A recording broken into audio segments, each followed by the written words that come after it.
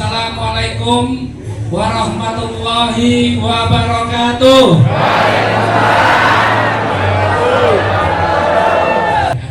Ya Bapak Ibu, boleh kenalkan sekali lagi, nama saya Andan Arestiawan, saya dari Yogyakarta.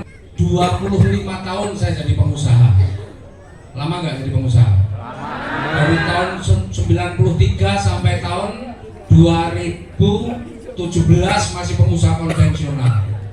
Macam-macam usaha yang saya jalani, ya, mulai dari yang pertama dulu tour and travel, foto studio, distributor handphone, jadi kontraktor juga, punya usaha properti, punya restoran. Kira-kira keren nggak usahanya? Tapi anehnya orang bisnis itu kadang-kadang usahanya kelihatannya berkembang, tapi utangnya juga ikut. Betul nggak? Luar biasa. Dulu saya punya utang sampai 3,2 miliar, tapi alhamdulillah setelah mengenal solusi ini, akhirnya hutang saya yang 3,2 miliar bisa lunas kurang dari 1 tahun. Jadi kalau Bapak Ibu sekarang punya utang nggak nyampe 1 miliar, insya Allah yakin tahun depan nggak punya utang semuanya.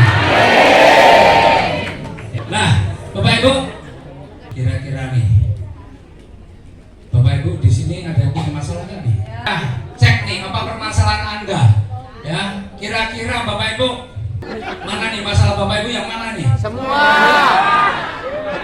Pusing dengan biaya pendidikan anak? Ya. Masih mikirin hutang? Ya. Pengen liburan ke luar negeri? Ya. Masih pengen mewujudkan impian-impian yang lain, ya, pengen menyempurnakan rukun Islamnya? Ya. Umroh, haji? Ya. Siapa yang pengen umroh, pengen haji? Ya. Siapa yang pengen punya mobil, punya rumah yang keren? Nah, Bapak Ibu, sekarang kalau kita nilai nih, ya, kalau kita nilai berapa nilai impian kita, coba kalau kita lihat nih, untuk haji 250 juta, insya Allah bisa. Hajinya bukan haji yang antri, ya. Kemudian untuk pendidikan 150 juta, ya insya Allah cukup, tergantung sekolahnya. Kemudian resepsi pernikahan 100 juta, cukup nggak? Cukup. Kendaraan 500 juta, anggaplah mungkin rumah 1 miliar, dijumlahkan berapa? 2 miliar. Nah, terus gimana caranya nih? Maka banyak orang berpikir kalau nggak ngutang gimana bisa wujudkan impian, betul nggak? Maka banyak orang maksa nih, ya, maksa untuk berhutang. Pengen punya motor, kredit 3 tahun. Pengen punya mobil, kreditnya 5 tahun. Pengen punya rumah, kredit 10-20 tahun. Pengen wujudkan impian-impian yang lain, ngadain sertifikat. Sertifikatnya orang tua biasanya begitu. Yang sudah bekerja dapat SK, SK-nya langsung sekolah. Betul? Maka banyak banget orang yang rasanya sepanjang hidupnya itu kerjanya cuma bayar hutang aja.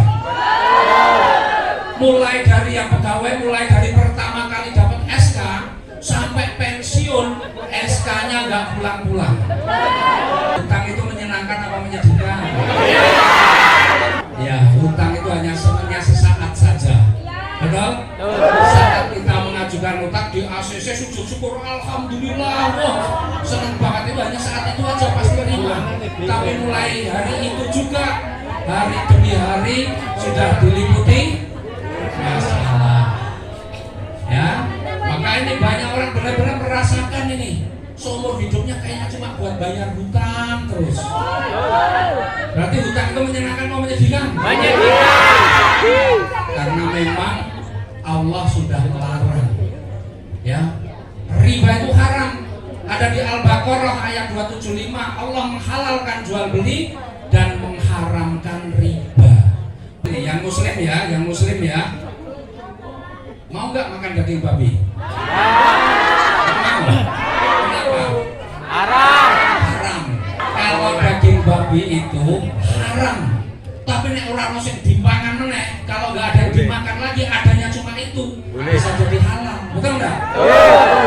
Jadi bisa jadi halal. Betul. Tapi kalau riba itu haram, mau kepepet nggak kepepet tetap haram. Iya. Bahkan riba itu dosanya yang paling ringan saja itu seperti dosanya seorang anak menzinai ibu kandung sendiri. Yang paling besar apa? Yang paling berat apa? Yang paling berat diperangi Allah dan Rasulnya. Ngomong-ngomong riba itu bukan urusan orang Islam saja, karena di Kristen juga dilarang riba.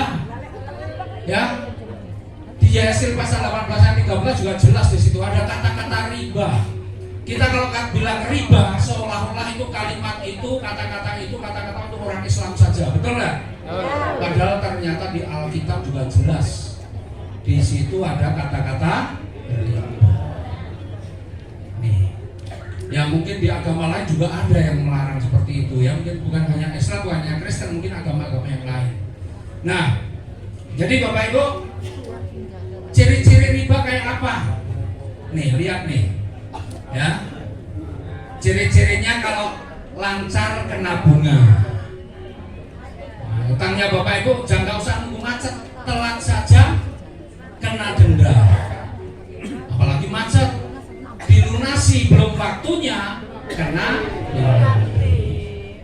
Nah, kalau utang kita seperti ini berarti kita masuk dalam jebakan riba. Dan orang punya hutang riba itu ngeri banget memang.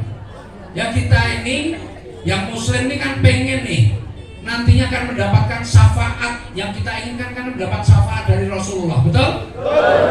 Tetapi kalau kita punya hutang riba gak akan dapat syafaat itu. Yang kita dapat jelas laknat. Nih ada di hadis riwayat Muslim dari Jabir bin Abdullah radhiyallahu anhu, Rasulullah sallallahu alaihi wasallam melaknat. Siapa yang dilaknat oleh Rasulullah? Ada 4 kelompok. Yang pertama adalah orang yang memakan riba. Orang yang memakan riba itu mungkin orang yang ngutangi lah. Ya, orang yang ngutangi. Yang kedua, nasabah riba. Orang yang berhutang. Yang ketiga, juru tulisnya, menulis nyatet saja itu juga dilaknat. Dan yang keempat adalah 2 orang saksi transaksi riba. Kata Rasulullah, mereka itu sama. Jadi antara sing ngutangi, sing utang, yang nyatet, yang menyaksikan, semuanya dilaknat oleh Rasulullah. Nah, terus solusinya bagaimana? Kalau ternyata hutang itu juga dosanya besar. Nah, kami dari komunitas anti riba, ini adalah sebuah komunitas yang ingin berbagi dengan banyak orang untuk memberikan penyadaran dan memberikan jalan keluar. Bagaimana caranya Bapak Ibu yang pengen punya impian-impian itu bisa terwujud. Ya, makanya inilah solusinya Bapak Ibu bergabung dengan